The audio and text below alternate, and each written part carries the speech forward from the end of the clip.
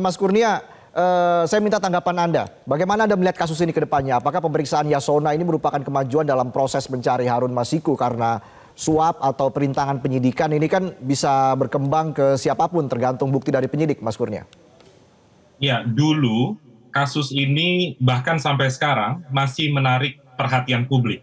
Kalau sekarang isu besarnya adalah di mana keberadaan Harun Masiku.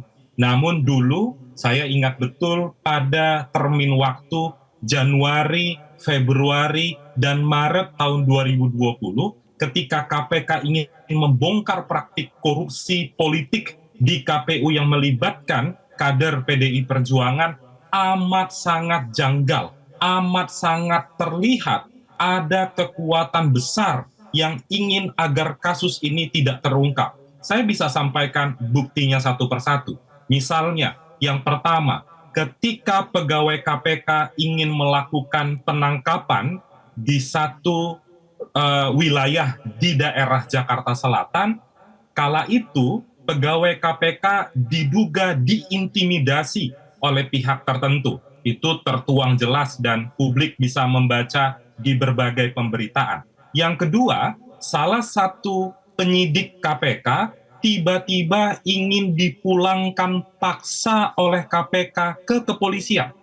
Namanya Rosa Purbobekti. Itu silahkan juga dicek di pemberitaan. Kemudian yang ketiga, ketika KPK ingin melakukan penyegelan di kantor DPP PDI Perjuangan, namun kala itu tidak jadi penyegelan itu.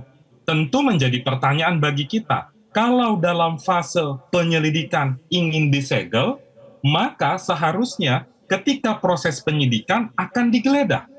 Kala itu dalam konteks penggeledahan karena KPK waktu itu harus melalui izin dari Dewan Pengawas, ada saling lempar tanggung jawab antara pimpinan KPK kala itu Pak Nurul Gufron dengan Dewan Pengawas. Pimpinan mengatakan surat izin sudah kita lempar ke sana, tapi Dewas yang tidak memberikan izin. Namun Dewas mengatakan tidak pernah ada permintaan yang tidak kami kabulkan. Jadi dari rentetan permasalahan itu, saya pribadi meyakini, berarti ada kekuatan besar yang tidak menginginkan Harun Masiku terungkap. Maka dari Mas itu, Kurnia, tapi jika melihat apa yang mungkin akan digali oleh penyidik terkait keterlibatan Yasona, apakah mungkin Yasona juga akan ditetapkan sebagai tersangka, Mas Kurnia? kalau kita mendengar pernyataan Pak Yasona Lauli dalam konferensi pers setelah pemeriksaan sebagai saksi, Pak Yasona mengatakan kapasitas pemeriksaan itu sebagai ketua DPP. Sebab kalau kita mengikuti konstruksi yang disampaikan oleh Pak Setio, ketua KPK, ada proses yang masuk pada ranah hukum di Mahkamah Agung. Belum tentu juga status Pak Yasona berubah, misalnya dari saksi menjadi tersangka. Namun yang harus digarisbawahi lagi saya ulangi, pencegahan itu berdasar hukum dan memang ada kewenangannya.